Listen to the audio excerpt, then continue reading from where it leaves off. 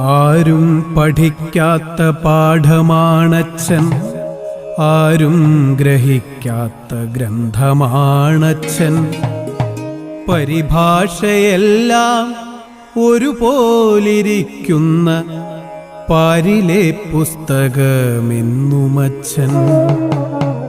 കരവും കടങ്ങളും ഒറ്റയ്ക്കടച്ചിട്ടും പറ്റുകുറിക്കാത്ത പുസ്തകമച്ഛൻ. വറ്റിനായി ഓടി നടന്നവസാനം അധികപ്പറ്റായി മാറും പുരാണമച്ഛൻ. വറ്റിനായി ഓടി നടന്നവസാനം